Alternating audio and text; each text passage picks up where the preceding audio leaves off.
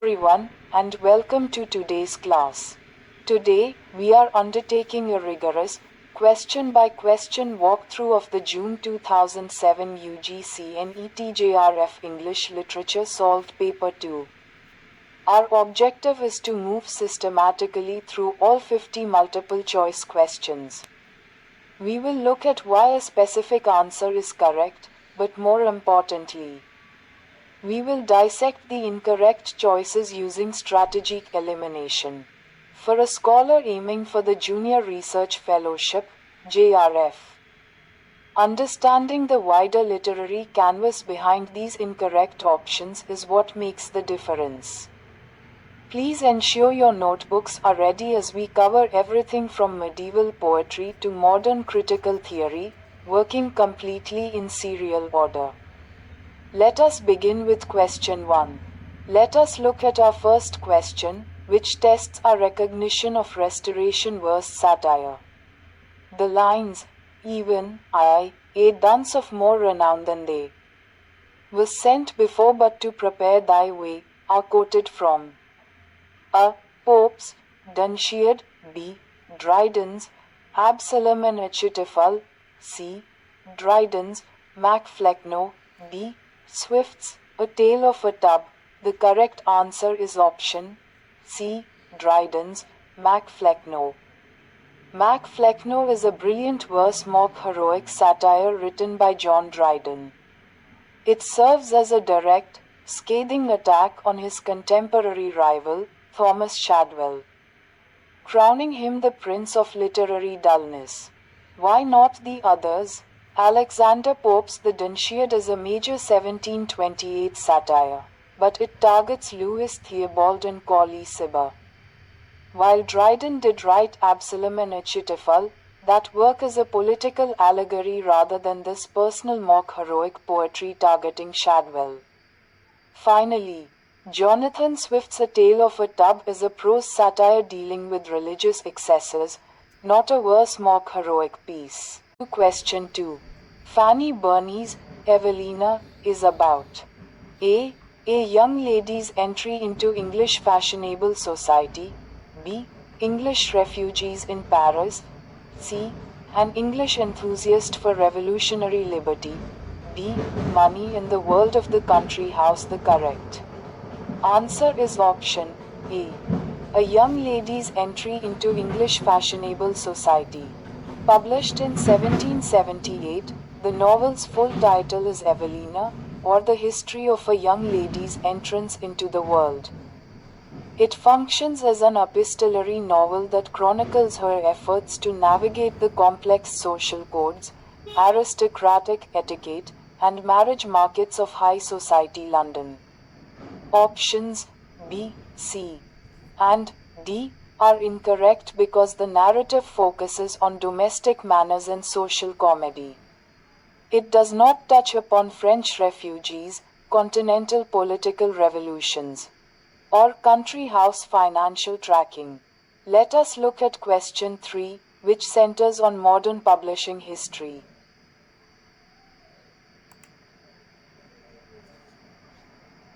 An expurgated text of Lady Chatterley's Lover was published after the obscenity trial in 1958, B. 1965, C. 1960, D. 1962. The correct answer is option C. 1960, DH. Lawrence wrote Lady Chatterley's Lover and published it privately in 1928. Due to its explicit content, an unexpurgated edition could not be openly printed and distributed in the United Kingdom until the famous 1960 obscenity trial involving Penguin Books concluded.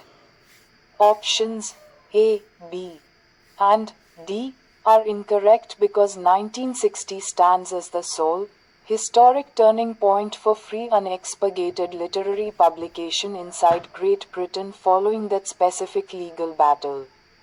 Question 4. Highlighting early 18th century print culture.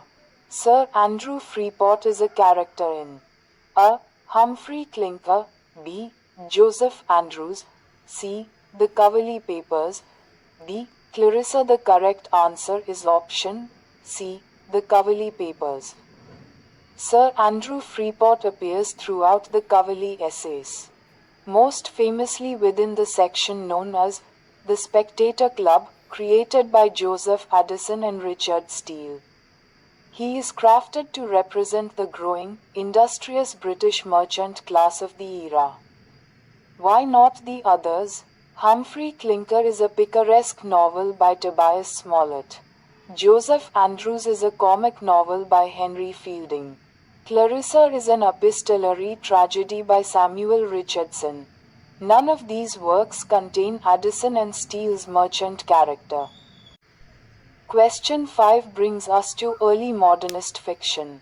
In which of the following novels does Stein feature as a significant character? A. Under Western Eyes. B. Lord Jim. C. Heart of Darkness. D. Nostromo. The correct answer is option B. Lord Jim. Joseph Conrad's Lord Jim was originally serialized in Blackwood's magazine from late 1899 to 1900. Within this narrative, Stein is a wealthy, philosophical German trading merchant and avid butterfly collector who provides crucial guidance.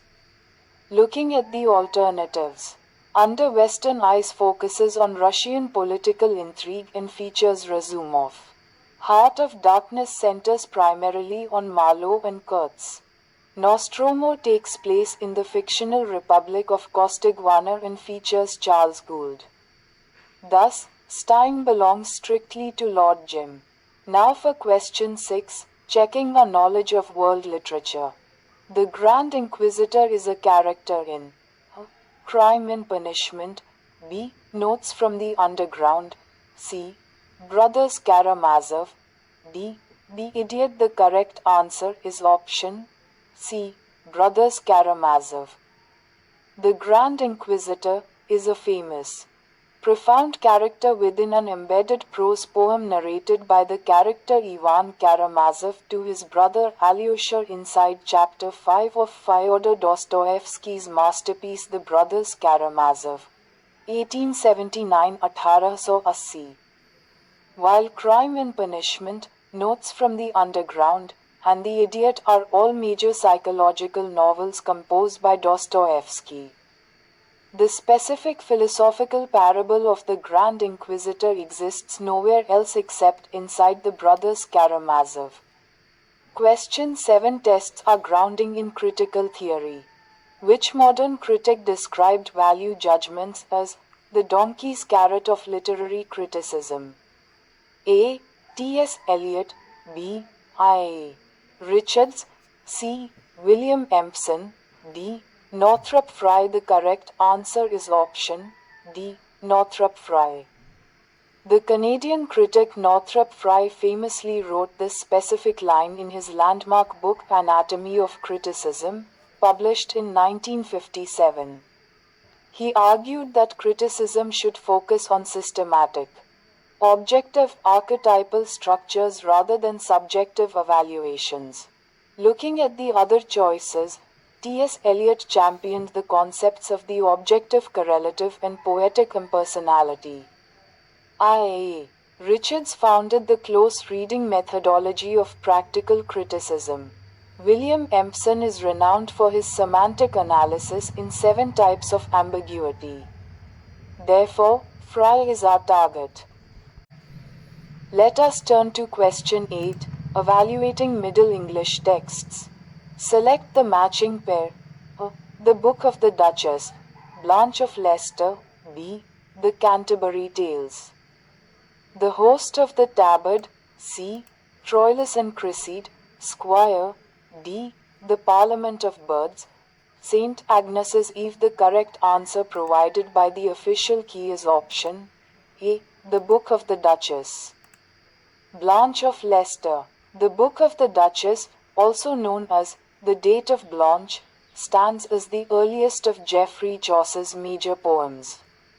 It was written as an elegiac tribute to Blanche, the Duchess of Lancaster and wife of his wealthy patron John of Gaunt, following her passing in 1368.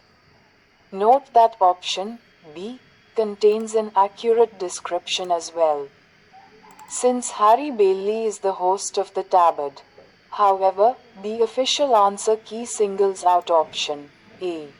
Options C and D are completely incorrect structural combinations featuring mismatched historical elements or authors. Let us address question 9. The Winter Morning forms part of a longer poem by Cowper, B. Blake, C. Burns, D. Byron. The correct answer is option A. Cowper. William Cowper published The Task, a poem, in 6 books using blank verse in 1785.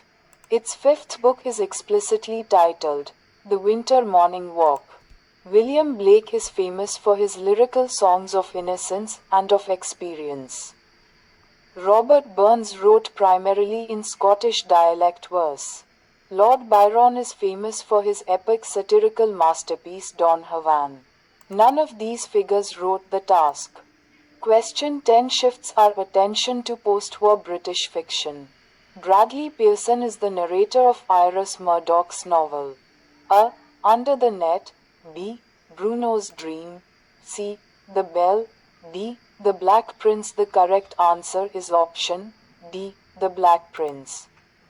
First published in 1973, The Black Prince is Iris Murdoch's 15th novel. The central character, Bradley Pearson, is an intellectual author who narrates the entire psychological drama.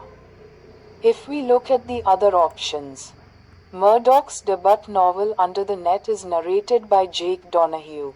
Bruno's Dream tracks the internal thoughts of a dying man named Bruno. The Bell centers on a secular religious lay community at Imber Court using a different narrative focus. Moving forward to question 11. Victorian compromise is an expression first used by A. David Cecil, B.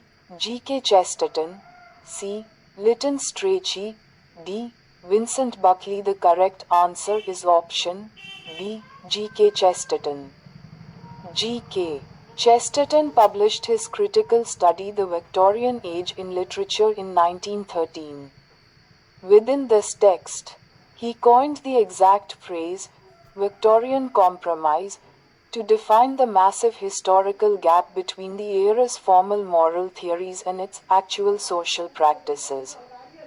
Options A, C, and D are eliminated because although Lord David Cecil, Vincent Buckley, and Lytton Strachey, author of eminent Victorians, wrote extensively on the period, none of them originated this specific term.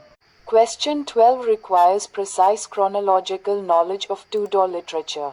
More's Latin masterpiece, Utopia, was translated into English in A. 1551, B. 1498, C. 1516, D.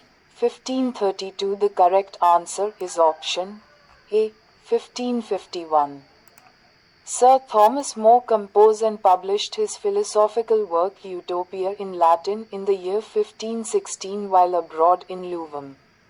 However, the work did not receive its first historic English translation until Ralph Robinson published it in 1551. Keep the timeline clear. 1516 is the original Latin text date. 1498 is far too early. And 1532 marks a period in More's political life, not a translation milestone. Therefore, 1551 is the correct choice. Let us look at question 13, dealing with psychoanalytic theory. The Anxiety of Influence, a theory of poetry, is written by A. Maud Bodkin, B. Stephen Spender, C. Harold Bloom, D. Frank Kermode. The correct answer is option C. Harold Bloom. The Anxiety of Influence is a groundbreaking 1973 book by the American critic Harold Bloom. In it, He outlines how poets struggle against their literary predecessors through 6 distinct revisionary ratios. Why not the others? Maud Botkin is known for her work Archetypal Patterns in Poetry. Stephen Spender was a prominent poet of the 1930 generation. Frank Kermode is famous for his narrative study The Sense of an Ending. Let us examine question 14. Who among the following was not a member of the group, the University Wits? A. Thomas Nashe. B. Ben Jonson. C. George Peele. D. Samuel Daniel. The correct answer is option B. Ben Jonson. The term University Wits describes a specific circle of late 16th century playwrights who were educated at Oxford or Cambridge, including Christopher Marlowe, Robert Greene, Thomas Nashe, and George Peele. Ben Jonson did not attend university and achieved his dramatic prominence later in the subsequent Jacobean era. Note: while Samuel Daniel was also technically not a member of this university group, Jonson is the primary textbook option here because of his status as a major post-Shakespearean dramatist. 15. William Beckford's Oriental fantasy Vathaik was originally written in Spanish, B. German, C. French, D. Italian. The correct answer is option C. French. William Beckford composed his Gothic Oriental tale Vathaik entirely in fluent French in 1782. He chose French to capture an exotic, stylized tone that was highly fashionable on the continent. It was only later translated into English by Samuel Henley. Options A, B, and D are incorrect historical options. Beckford did not utilize Spanish, German, or Italian to draft this specific manuscript. Let us evaluate question 16. The term American Renaissance was first used by A. R.W.B. Lewis, B. Leo Marx, C. F.O. Matheson, D. Richard Chase. The correct answer is option C. F.O. Matheson. The scholar F.O. Matheson originated the critical phrase, American Renaissance, in his monumental 1941 study of the same title, establishing the mid-19th century as a golden age of American literary expression. Looking at the other choices, R.W.B. Lewis is famous for his work The American Adam.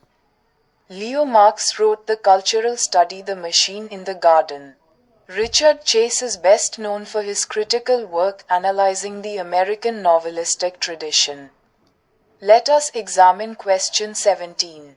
Gladly would he learn and gladly teach, is a line from A. Spenser's Faerie Queene, B.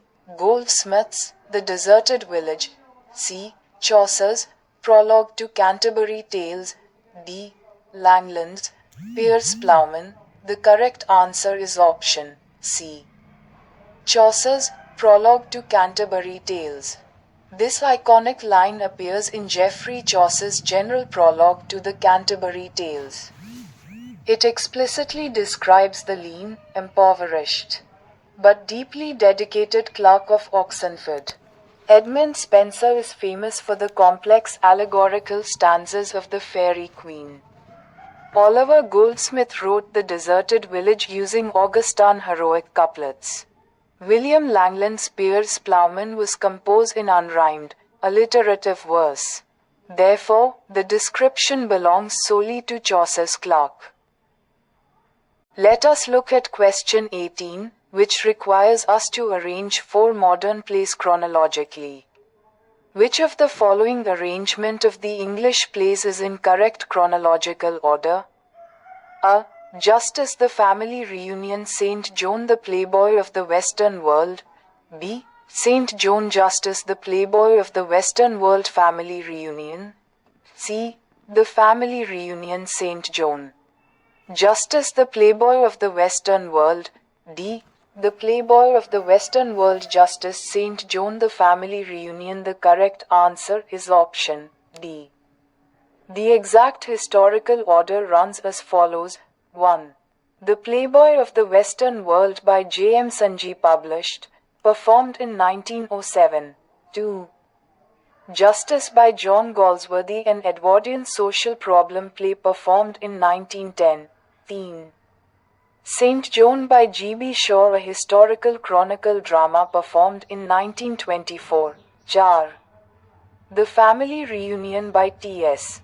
Eliot, a modernist verse drama, performed in 1939. Options A, B, and C are out of order because they failed to follow this progression through the early 20th century. Next is question 19. Tracking the works of John Bunyan. The second part of the Pilgrim's Progress was published in 1690, B. 1678, C. 1686, D. 1684. The correct answer is option D. 1684. John Bunyan published The Pilgrim's Progress in 2 separate installments.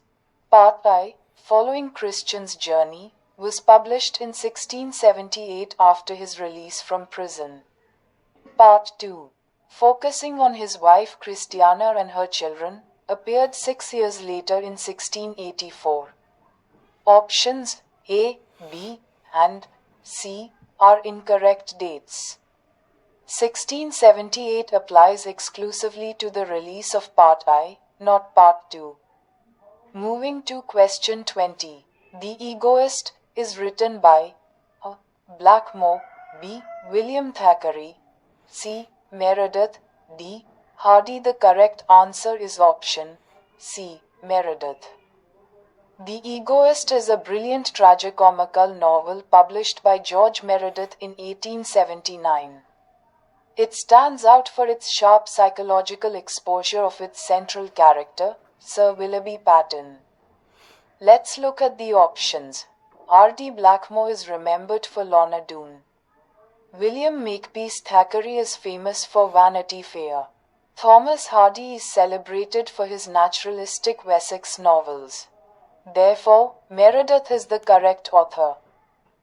Let us sort the 4 20th century novels presented in question 21, which is the correct chronological sequence of the following novels. A. Decline and Fall, The Time Machine, 1984, Brave New World. B. 1984, Decline and Fall, The Time Machine, Brave New World. C. Brave New World, The Time Machine. 1984, Decline and Fall. D. The Time Machine, Decline and Fall, Brave New World, 1984. The correct answer is option D.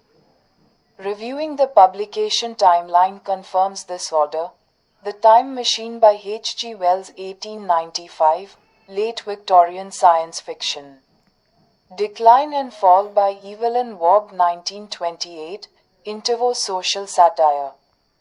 Brave New World by Aldous Huxley, 1932, interwar dystopian vision. 1984 by George Orwell, 1949, post-war political masterpiece. Options A, B, and C are out of order because they do not correctly follow this sequence across the late 19th and mid-20th centuries. Let us look at question 22.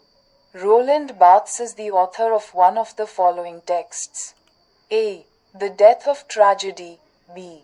The Death of a Hero. C. The Death of the Author. D. The Death of Literature. The correct answer is option C. The Death of the Author.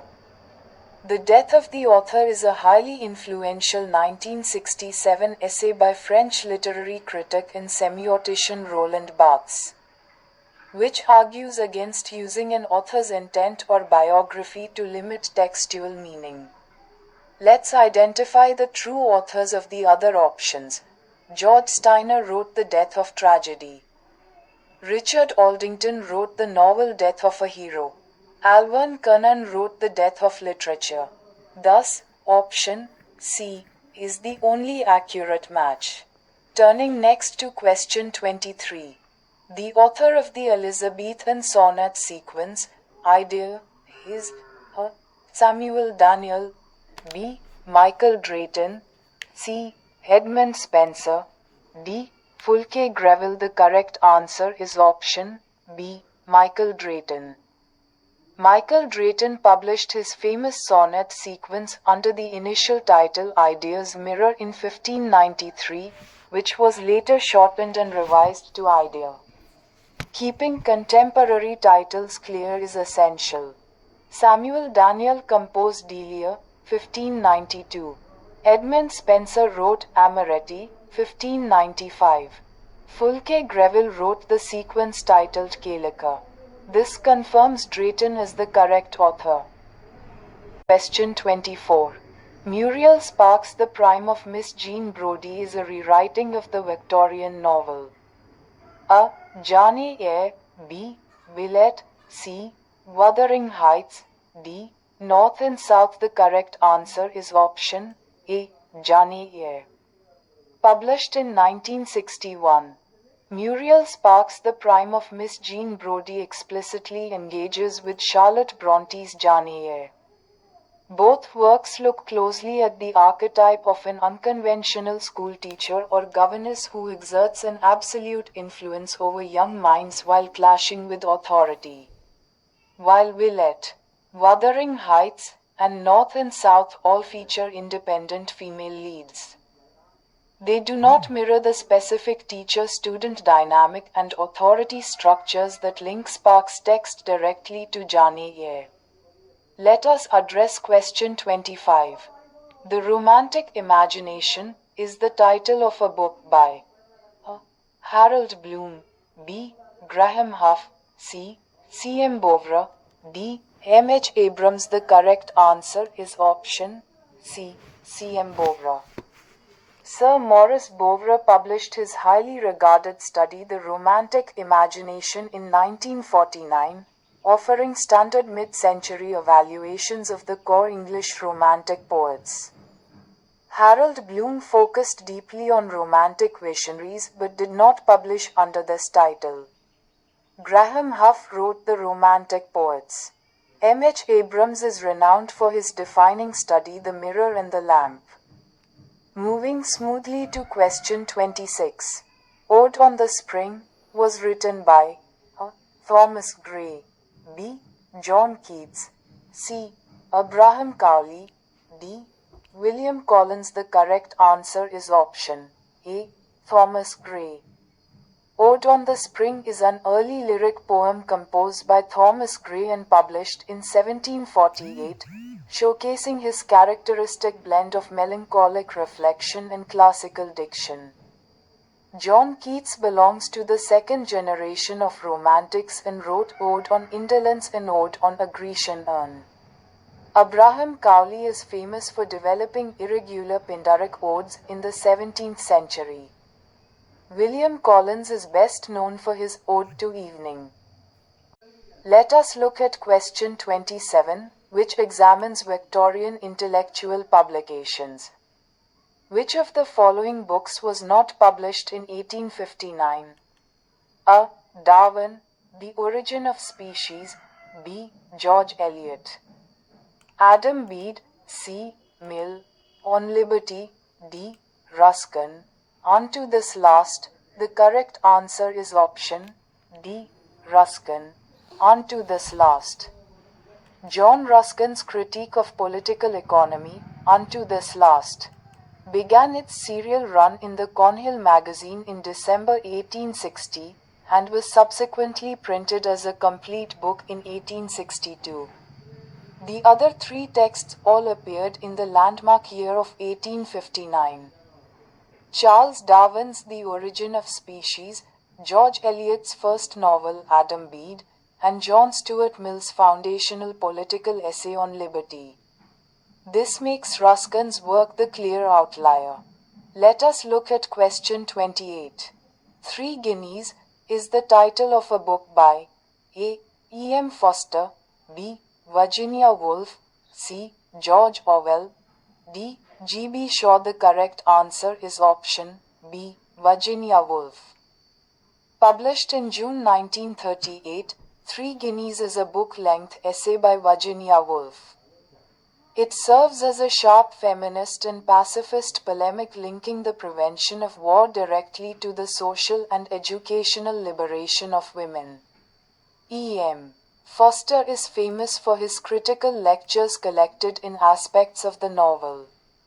George Orwell wrote landmark essays like Politics in the English Language. George Bernard Shaw is famous for his Fabian Tracts and prefaces. This leaves Woolf as our author.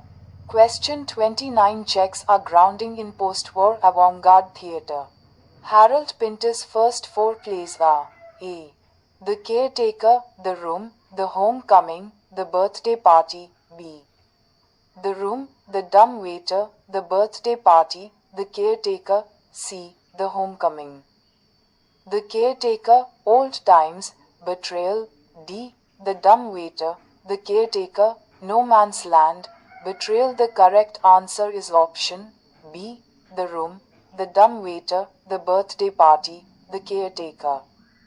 To master Pinter's early timeline, memorize this progression. His career opened with The Room, 1957, followed by The Birthday Party, 1958, The Dumb Waiter, 1959. And his major commercial breakthrough The Caretaker, 1960. Options A, C, and D are incorrect because they include much later works like The Homecoming, 1965, Old Times, 1971, No Man's Land, 1975, or Betrayal, 1978, which breaks the timeline of his first four publications. Let us look at question 30, analyzing character types. Identify the odd character out. A. Bosseler. B. The Flores. C. Iago. D. Kent. The correct answer is option D. Kent. Bosseler, from Webster's The Duchess of Malfi. The Flores, from Middleton and Rowley's The Changeling. And Iago, from Shakespeare's Othello, are all complex. Machiavellian villains or morally compromised executioners.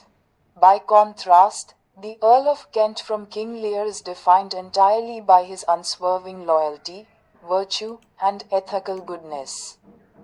Question 31 tests geography and setting in 20th century literature. Select the matching pair. A. The Great Gatsby, Chicago. B. The Old Man in the Sea, Cuba. C. For Whom the Bell Tolls, Italy. D. The Sound and the Fury, Boston. The correct answer is option B. The Old Man in the Sea, Cuba.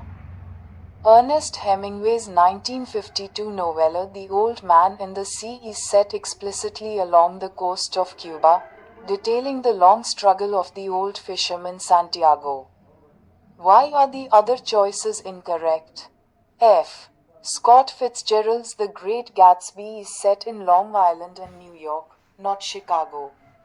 Hemingway's For Whom the Bell Tolls takes place during the Spanish Civil War. William Faulkner's The Sound and the Fury is famously set in fictional Jefferson, Mississippi. Moving directly to question 32. The page is printed. This is the last line in a poem by A. Sylvia Plath. B. Dylan Thomas. C. Philip Larkin. D. Ted Hughes. The correct answer is option D. Ted Hughes. This striking, self-reflective line concludes The Thought Fox, one of Ted Hughes's most celebrated early poems. It was published in his 1957 debut collection, The Hawk in the Rain. Sylvia Plath is famous for the visceral endings of poems like Daddy or Lady Lazarus. Dylan Thomas wrote Fernhill. Philip Larkin is known for the quiet irony that closes works like The Whitsun Weddings. Let us look at question 33, addressing modernist periodicals. T.S. Eliot's The Wasteland was first published in A. The Criterion, B. The Dial, C. The Yale Review, D. New Yorker. The correct answer is option A. The Criterion. T.S. Eliot's The Wasteland made its historic UK debut in October 1922 in the very first issue of the Criterion, a prominent literary magazine that Eliot himself founded and edited. Shortly after its appearance in the Criterion, the poem was published in the United States inside the Dial, option B. Options C and D were independent American journals that had no part in the initial launch of the poem. Moving along to question 34. Relationship is a long poem by A. A.K. Ramanujan, B. R. Parthasarathi, C. Jayanta Mahapatra, D. Kamla Das. The correct answer is option C. Jayanta Mahapatra. Published in 1980, Relationship is a celebrated book-length poem by Jayanta Mahapatra that won the Sahitya Akademi Award. The poem is deeply rooted in the mythic history and landscapes of Odisha. A.K. Ramanujan is celebrated for precise family imagery in works like the Stydas. R. Parthasarathi is known for rough passage. Kamla Das is famous for her raw, confessional style in the old playhouse. This confirms Mahapatra as our author. Let us look at question 35. The phrase, bottomless perdition, occurs in Milton's Paradise Lost, in A. Book I, B. Book IV, C. Book V, D. Book 12. The correct answer is option A. Book I. The phrase occurs in Book I, line 47 of Paradise Lost. Milton uses it during the opening exposition of the epic conflict to describe the horrific depths of hell into which Satan is hurled headlong following his rebellion. While books IV, V, and 12 contain major movements, such as Satan's entry into Eden, the war in heaven, and Michael's final prophecies, the physical description of Satan being cast down into bottomless perdition, belongs to the opening landscape of Book I.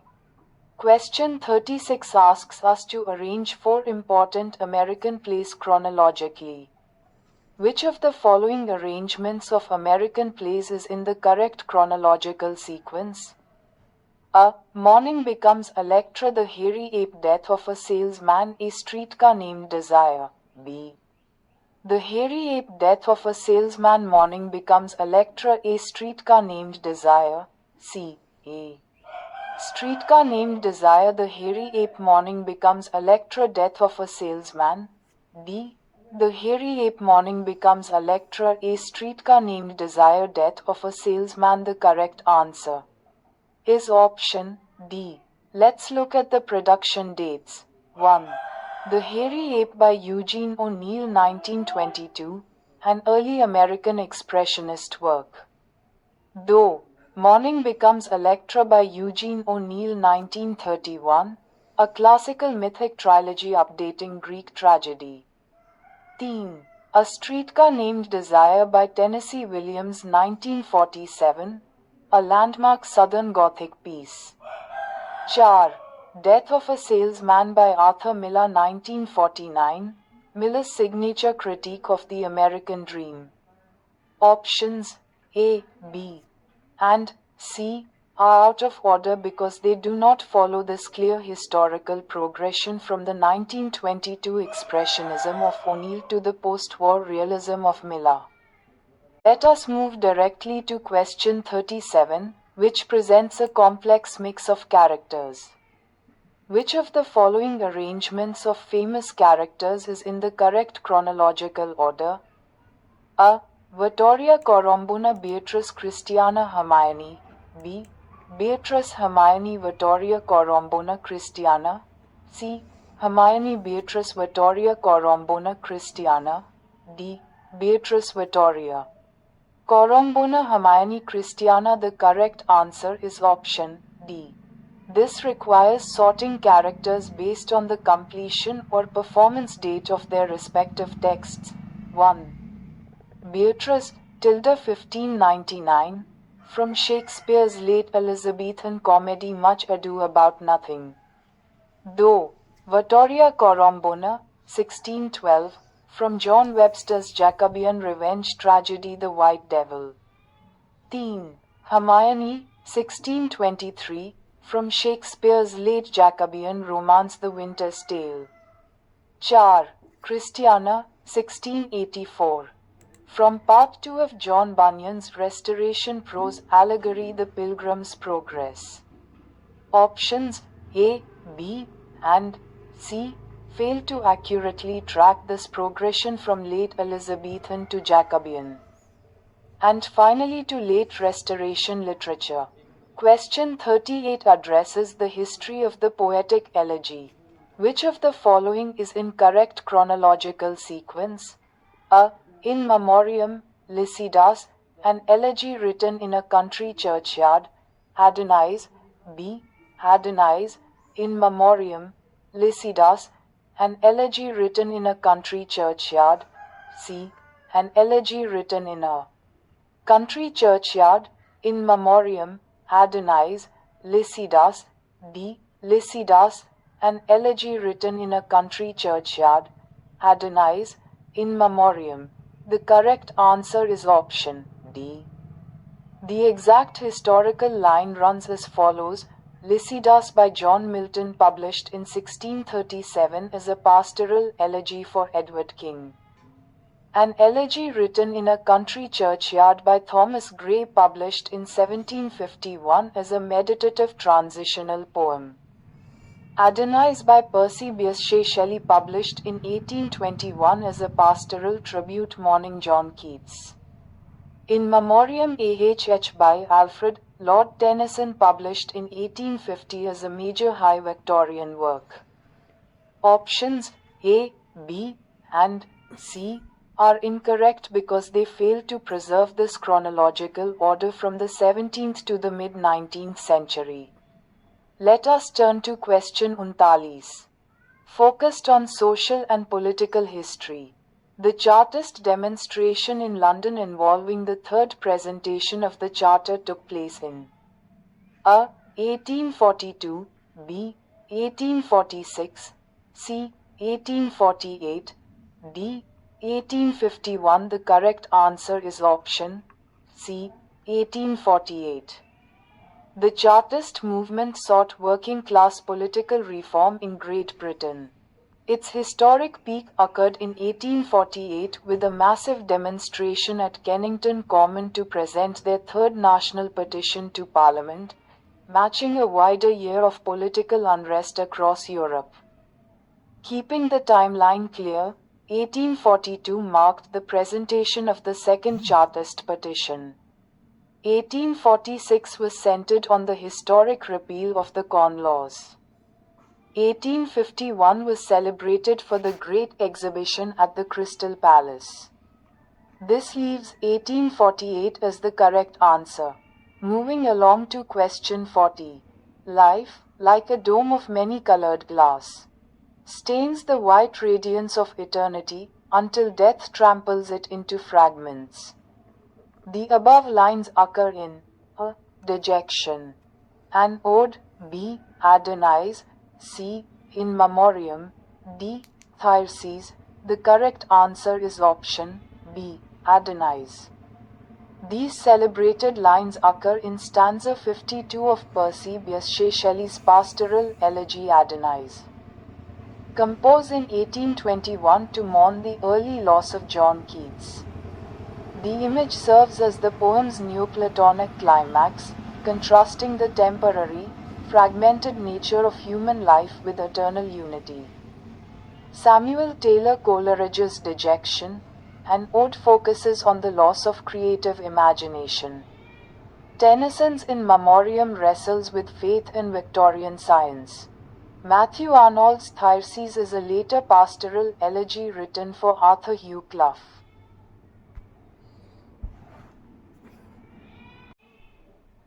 Let us look at question 41, which tracks characters from the Victorian novel. Arrange the following characters in chronological sequence. Mr. Rochester David Copperfield Rosamund Bathsheba. B. David Copperfield Rosamund Mr. Rochester Bathsheba. C. Bathsheba Mr. Rochester David Copperfield Becky Sharp. D. David Copperfield Bathsheba Mr. Rochester Rosamund. The correct answer is option A. We can arrange these characters based on the publication year of their respective novels. Mr. Rochester features in Charlotte Bronte's Jane Eyre, 1847. David Copperfield features in Charles Dickens's David Copperfield, 1850. Rosamund Vinci features in George Eliot's Middlemarch, 1871. Bathsheba Everdhane features in Thomas Hardy's Far from the Madding Crowd, 1874.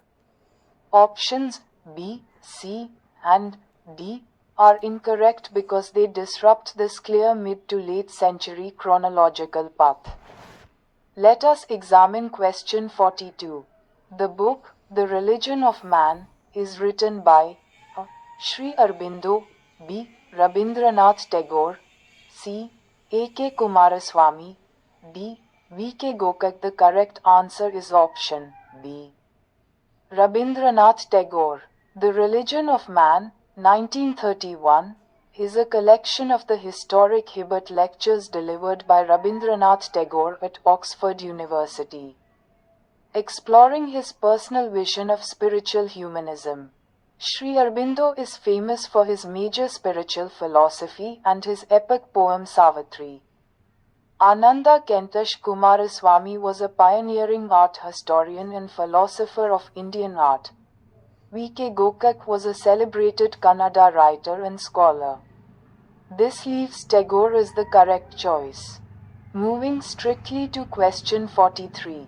In the poem Windhover, Hopkins uses alternate rhyme, B. Disyllabic rhyme, C. Cross rhyme, D. Split rhyme. The correct answer is option D. Split rhyme. Gerard Manley Hopkins was an innovator who developed sprung rhythm. In the Windhover, he famously utilizes split or broken rhyme to maintain his strict sonic requirements. Splitting the word king, dom, across lines 1 and 2 to rhyme with wing in line 4.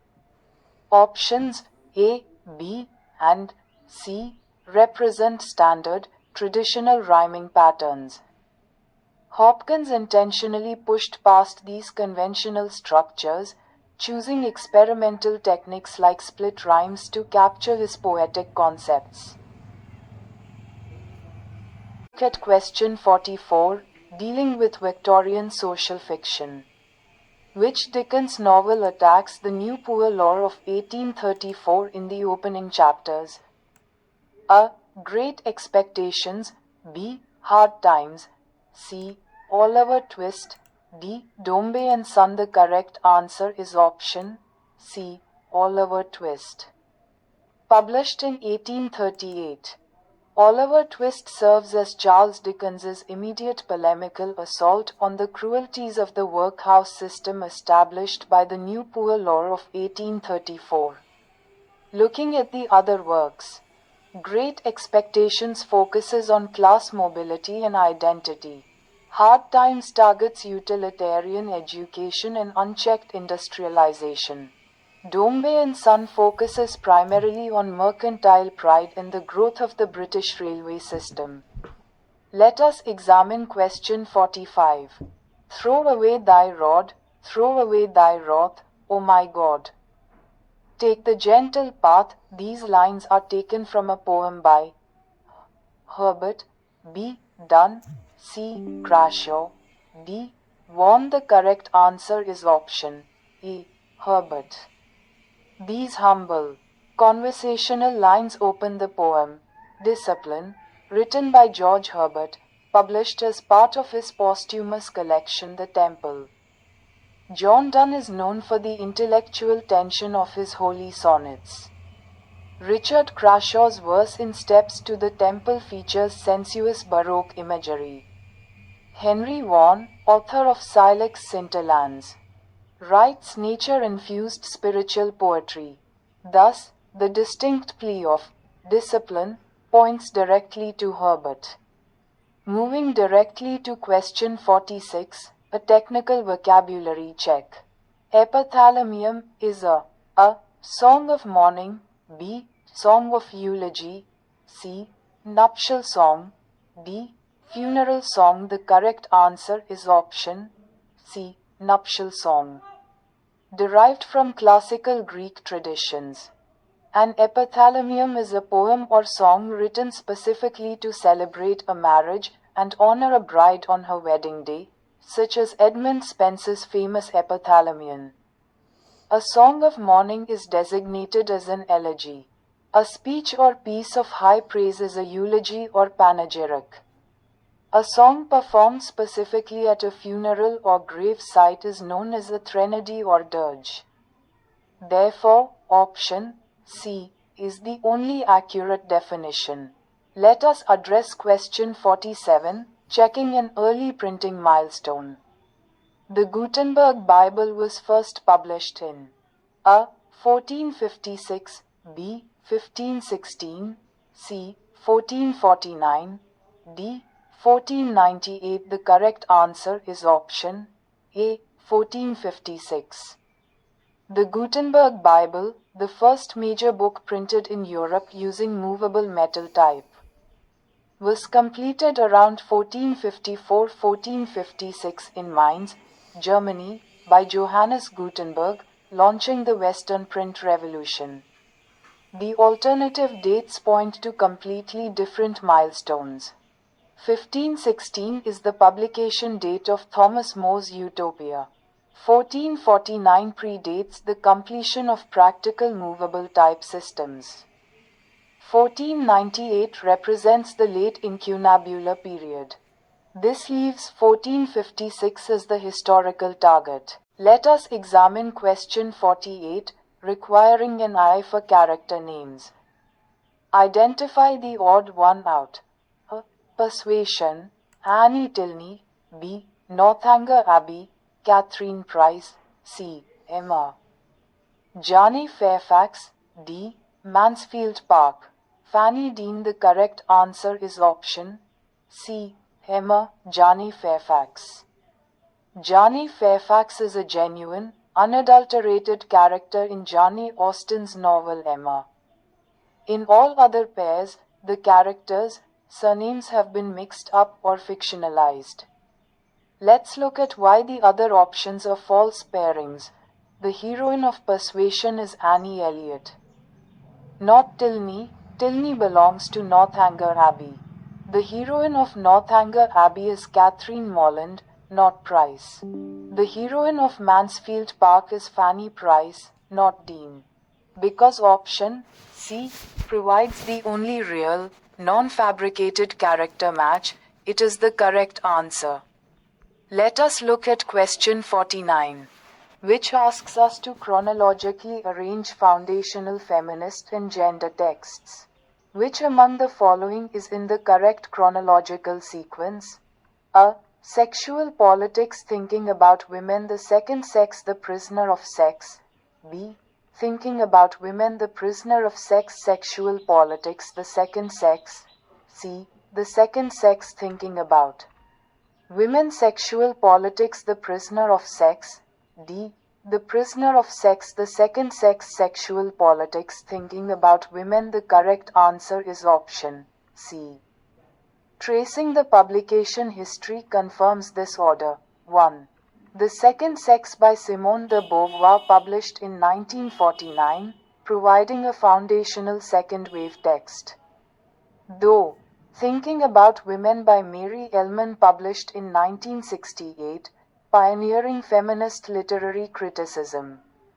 Teen. Sexual Politics by Kate Millett, published in 1970, analyzing power dynamics in literature. 4. The Prisoner of Sex by Norman Mailer, published in 1971 as a response to contemporary movements. Options A, B, and D present out-of-order timelines that do not track this incremental historical development accurately. We have arrived at our final question, question 50. Coleridge's Kubla Khan remains a fragment because A. He was called by Wordsworth, who was living in Porlock at that time. B. Dorothy Wordsworth was upset over their love affair. C. He was interrupted by a caller, a person on business from Porlock. D. He ran out of his stock of opium. The correct answer is option C. He was interrupted by a caller, a person on business from Porlock. In his own 1816 preface to the poem, Samuel Taylor Coleridge claimed he was transcribing a profound opium-induced dream vision when he was suddenly interrupted by an unnamed person on business from Porlock. This disruption caused the remaining vivid imagery to fade from his conscious memory. Options A, B, and D are incorrect because they represent common literary myths or historical distortions. The classic literary history of the poem's unfinished state rests entirely on that visitor from Porlock. That brings us to the conclusion of our question-by-question walkthrough of the June 2007 Paper 2. As we look back over these 50 questions, notice how often the examination relies on precise historical timelines, tracking character shifts across periods, and employing close generic definitions. Succeeding on this paper requires you to read widely and use option elimination strategically to isolate the correct target. Keep reviewing these chronological sequences and